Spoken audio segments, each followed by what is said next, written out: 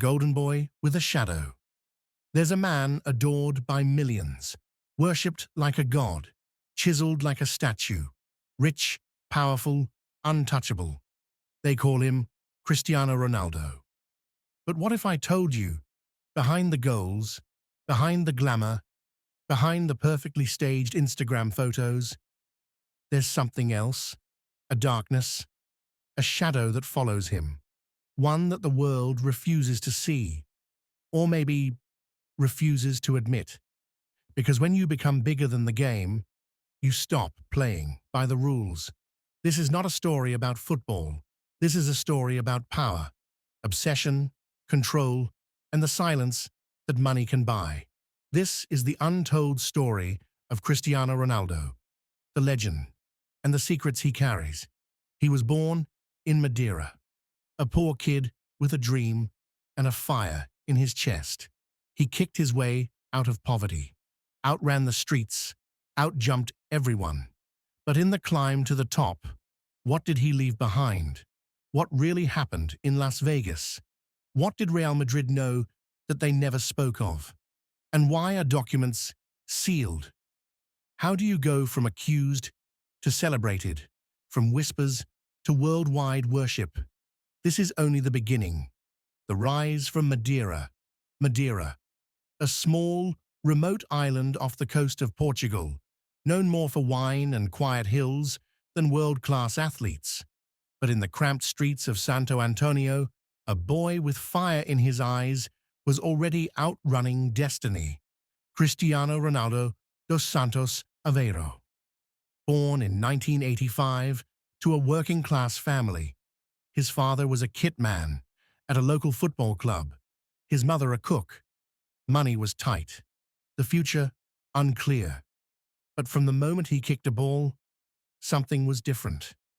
Neighbors remember the sound of the ball echoing off alley walls at all hours. Teachers said he cared more about football than school. His classmates, they didn't call him Cristiano. They called him Crybaby, because he'd weep when he lost, not because he was weak, because he couldn't stand losing. That obsession drove him, possessed him. At just 12, he left home and flew to Lisbon, alone, to chase a dream with Sporting CP. He cried every night. He was bullied for his accent, laughed at for his clothes. But he didn't break. He trained harder than anyone, jumped higher, ran faster, stayed later. And then, something happened. Doctors found an irregular heartbeat, a ticking time bomb in his chest. It could have ended everything. A surgery was needed, fast. The boy from Madeira went under the knife, came back, and trained harder. By 16, he was destroying defenders in Sporting's first team. By 18, he was on Sir Alex Ferguson's radar. And then, the moment. A pre-season friendly between Sporting and Manchester United. Ronaldo tore them apart. Stepovers, speed, swagger. United players demanded his signing on the flight back. Sir Alex called him one of the most exciting young players I've ever seen. He joined Manchester United the same summer, took the iconic number 7 shirt, once worn by legends like Best, Cantona, Beckham. He wasn't ready, but he would be. At first, he was mocked for his showboating, his dives, his tears, but behind the scenes, he was a machine. While others went clubbing door, he went from flashbulbs lit up his life. A shadow was growing behind him.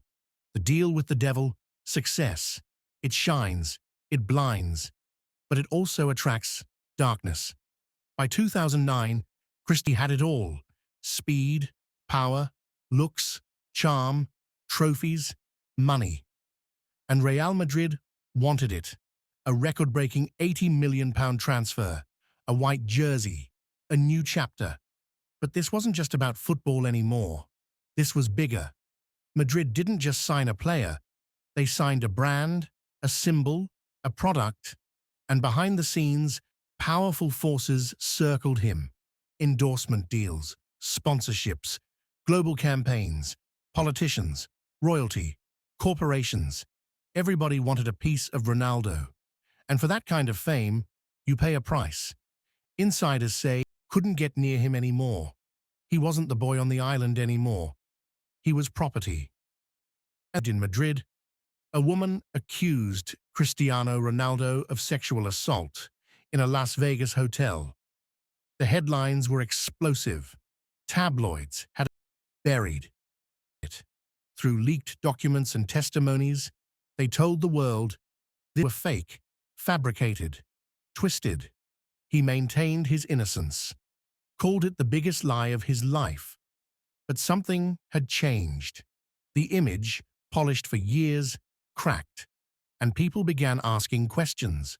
Was he truly untouchable, or just protected by power, wealth, and lawyers?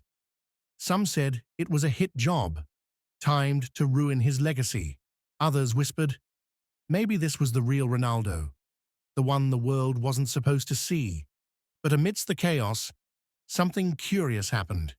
His numbers, on the pitch, got better, as if he was feeding off the fire, breaking records, carrying Real Madrid, winning Champions Leagues like clockwork. But every celebration felt a little colder, a little more calculated, as if somewhere inside, a war was raging between the legend the world worshipped and the man he saw in the mirror. Cristiano Ronaldo had made it to the top, but in doing so, he may have struck a deal with the devil. Shadows behind the spotlight. Madrid, the city of dreams for a footballer.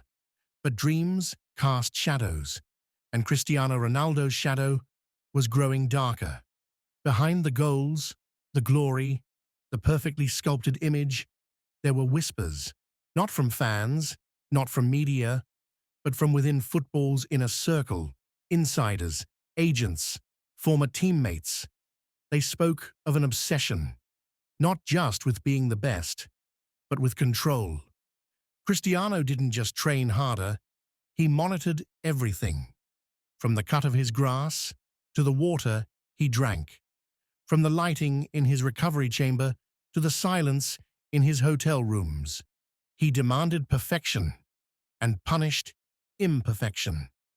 Staff members at Real Madrid said it wasn't uncommon for him to go days without speaking to people who made mistakes.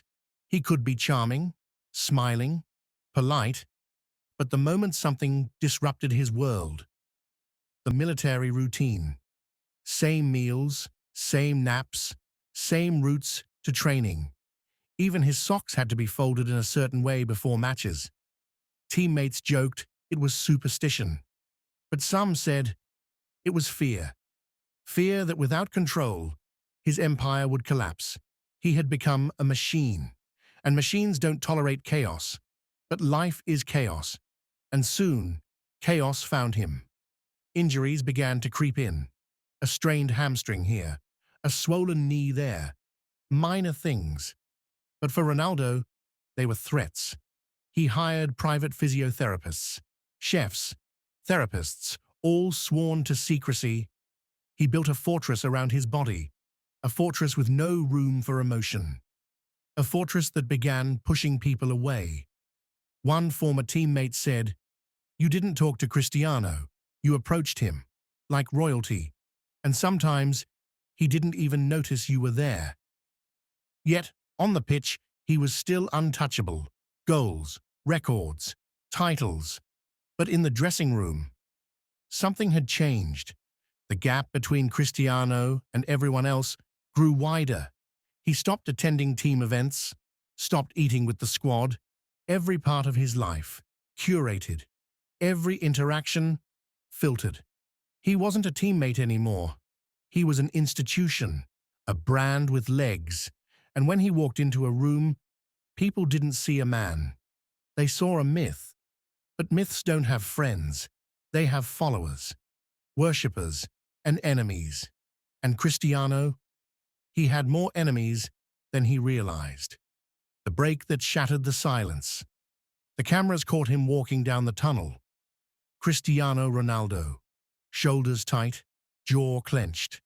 A man who had just played 90 minutes like a ghost. It was 2022, the World Cup in Qatar. Ronaldo wasn't just representing Portugal, he was fighting time, fighting relevance, fighting the shadows of his own legend. Dropped to the bench, mocked by the media, overshadowed by younger stars.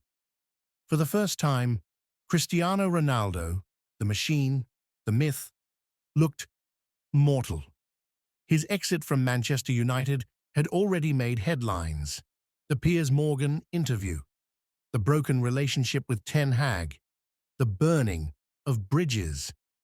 Now here he was, walking away from the biggest stage in football, not as a hero, but as a headline. But was it just age, or was something deeper breaking him? Because behind the scenes, something else was crumbling. Not just his career, but his image. For years, Ronaldo had controlled every aspect of his persona. The polished smile, the perfect brand, the calculated interviews. But in Qatar, he cracked, stormed off the pitch, ignored his manager, avoided press. It wasn't just disappointment. It was rage, a rage that seemed personal. He wasn't just fighting defenders anymore. He was fighting ghosts. The death of his newborn son still hung in the air. The pressure of being the eternal icon. The comparisons to Messi, louder than ever. And when Morocco knocked Portugal out, he cried. Not in the locker room, not in private. He cried as he walked into the tunnel. On camera, raw, human. The moment went viral, but not for the reasons you'd expect. Some mocked him, others pitied him, but a few saw something else. A legend unraveling. Not from age, but from something darker. A man haunted. But what exactly was haunting him? What had changed in the man who once thrived under pressure? And the real question, was Qatar just the end of a tournament or the beginning of a much deeper fall?